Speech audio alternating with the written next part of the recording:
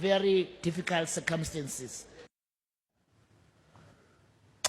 Staying on matters relating to World No Alcohol Day, Association for Alcohol Responsibility and Education, better known as Aware.org, runs ongoing campaigns and behavioral change education for responsible drinking and the eradication of underage drinking. Take a look at this.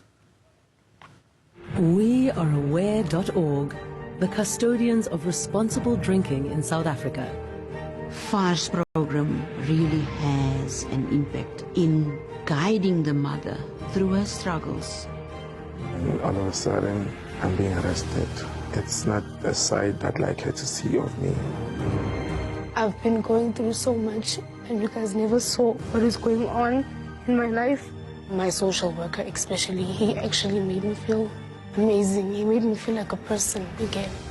Having to do the job that I do, let me just say it gave me a reason to live again.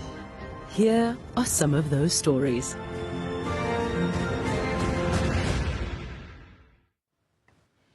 Let's speak now to the organization's CEO, Mokebe Thulo. A very good afternoon to you, Mokebe. Thanks very much for your time. It's not an exaggeration. It's backed by facts. Government talks about it ever so often, as they did today. We do have an alcohol problem as a nation, don't we? Good afternoon, Vuyo, and thank you so much for having us. Thank you for giving us the platform. Good afternoon to your viewers too. Yeah, I mean, it is absolutely backed by facts. South Africa has a problem with alcohol. We have a problem with the way we consume alcohol as a nation, and we have a problem with the way we relate to alcohol, and this is for various reasons, one of which is that alcohol consumption has been so normalized in our communities that nobody even blinks twice when seeing somebody walking around holding a bottle, drinking liquor.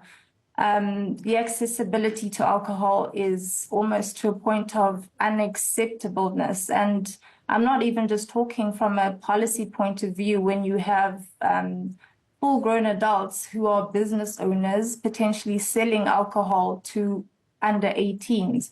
But I'm also talking about people in the household that are caregivers of the very under 18s whose behavior we're trying to change, sending that young child to a tavern, to a liquor store, etc., to purchase alcohol for them.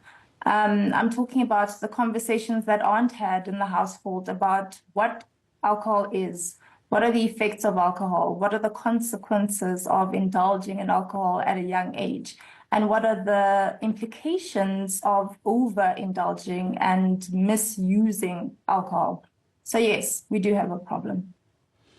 Wondering about the role that perhaps unconsciously at times, the role that plays. I'm thinking here of, if you look at people's social media posts, we pose with alcohol. This is what we're enjoying, whether we're having fun, whether it's after or during sad moments. Think of after tears that we often refer to, whether we have serious mental or behavioral or social challenges. In other words, in every situation, alcohol is often a big part of what we do. Yes, it's almost entrenched within our culture. I mean, if you think about most of the things that South Africans do on a celebratory basis, for example, they involve alcohol, and that doesn't need to be the case. There are so many alternatives out there to the abuse of alcohol, and I want to make it clear that it is World No Alcohol Abuse Day. So in our eyes, we have a completely zero tolerance when it comes to under 18s consuming alcohol. But we also believe in free choice. And after the age of 18, we believe a young person or an older person should have the inclination to be able to make the responsible choice. And that needs to be taught to them from a very young age. But the bottom line is the way in which we view and consume alcohol, rather than the existence of the substance itself. When does alcohol consumption become alcohol abuse? I mean, I'm certainly not a healthcare worker or a healthcare specialist, and I think that there's many healthcare specialists that may be able to answer this question, but I think the general rule of thumb is when it starts to interfere with your life, then it means that you probably have to have a look at what is going on. You probably have to have a look at your relationship with alcohol. When you look at some of your behavior patterns, when you look at some of what you are exhibiting to even younger family members, is this the type of sort of role model that you want to be to your nephews and your nieces and other people within your circle? I think that is when you start thinking about investigating whether you have a problem or not. And you have to speak to the experts on this. You have to speak to the right people. And I'm certainly not that person. Of course, there are the known effects of alcohol abuse, everything from, accidents on the road.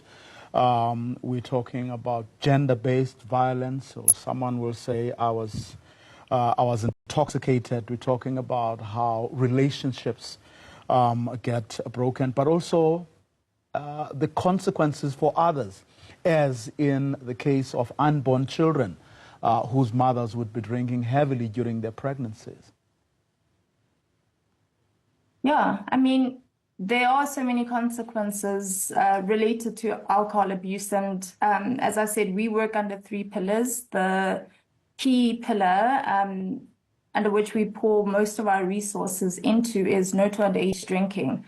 And the idea is that if we teach young people at a young age to be able to make responsible choices, whether the parent is there in front of them or not, whether the teacher, the caregiver, whomever is in front of them or not, they're able to think rationally and make good choices, then that makes them ahead of the curve in terms of when they are older than 18. So when it comes to drinking and driving, it's a choice that many people make. I mean, often we discuss the options that people potentially have in terms of avoiding drinking and driving. So the latest stat that we have is that 5.5% of road incidences are caused by alcohol consumption. There are various other reasons why there are incidences on the road, unbeknownst to many people. But people make the choice by not making the choice beforehand. By not planning ahead, you are making a choice. Because by the end of the night and by the time that you've got your car with you and you've probably had 1 or 2 drinks too many, it's probably too late for you to be making the rational choice. And that's why we have to deal with the issue of alcohol abuse across the board. So back to our 3 pillars, the first one being no to under 18, the second one being don't drink and drive, and the third one being sober pregnancies. Because we know that 11% of South African children are born with fetal alcohol syndrome disorder, which is caused by the pregnant mom consuming alcohol during her 9 months of pregnancy. And I think it's important to note here that it's not a problem that we blame on the mother. It's a societal problem. It's an all of us problem. And in order for us to find solutions to these problems, we have to speak to all of society.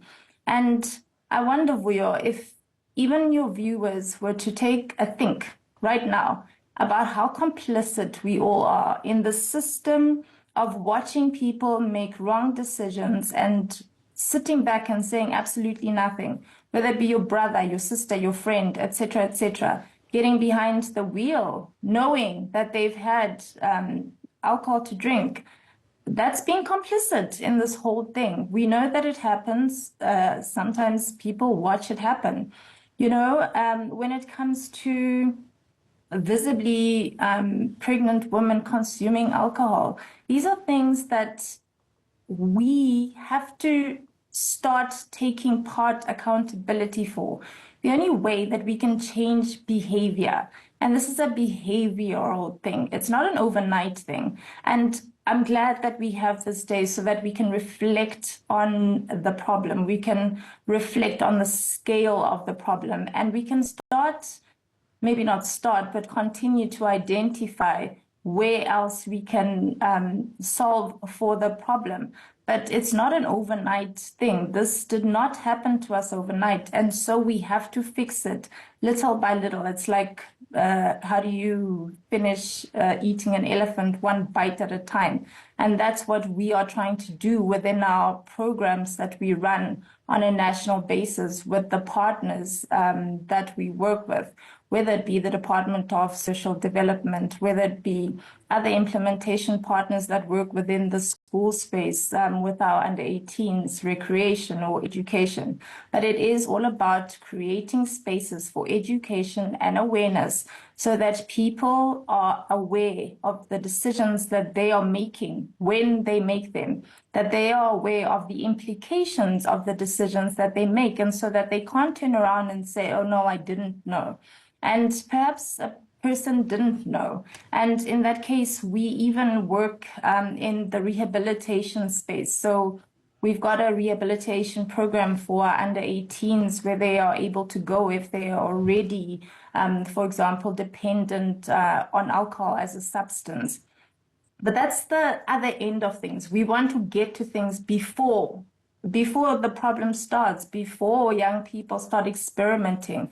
And it's a long process that we follow. When it comes to drinking and driving, we've got a program that we work in partnership with NICRO with. And this is a rehabilitation program for first-time offenders for DUIs, drinking under the influence.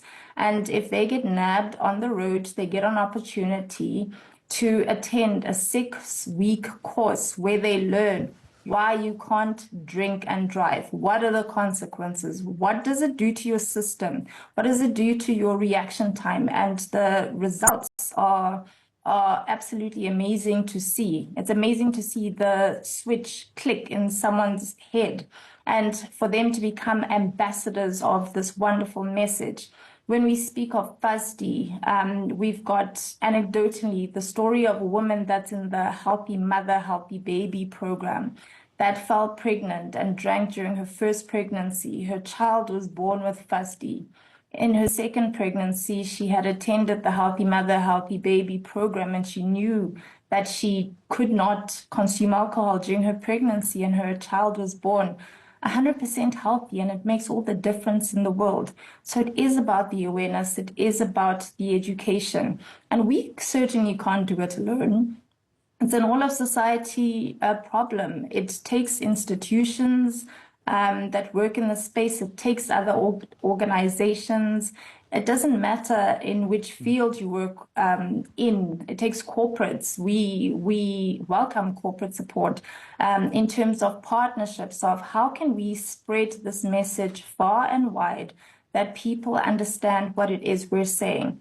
And also by being creative and meeting the consumer or the audience where they are and speaking their language and not sort of talking at them. I mean, people under 18s know that it's illegal to drink. They know that they shouldn't drink, but they do it anyway. Why do they do it? Because a lot of them have lost hope, anecdotally, about the future. They don't see themselves beyond a certain time, so they think, you only live once, let me try it.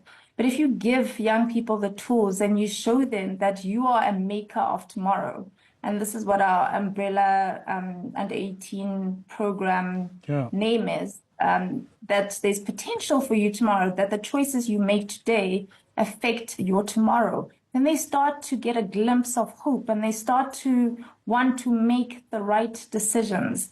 So it's a long and sometimes tedious and difficult journey, but it's also a rewarding journey because we are making a dent. And I mean, I read an article the other day That's it. Globally, the consumption of alcohol all around had decreased by something like between 20 and 30%. And I think this was a WHO study.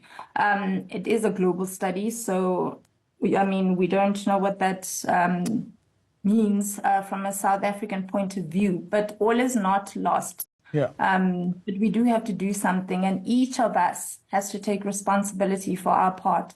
Indeed.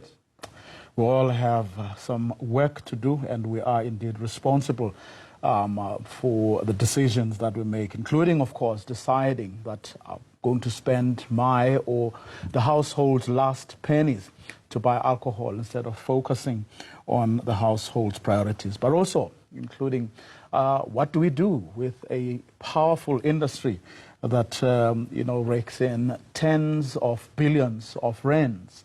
What about that? Is the argument of jobs and the economy the only argument that needs to be made? Where do we strike the balance? But Mokebe Thulo, thank you very much for your time. She is the CEO of Aware.org. On this day, when we talk about World No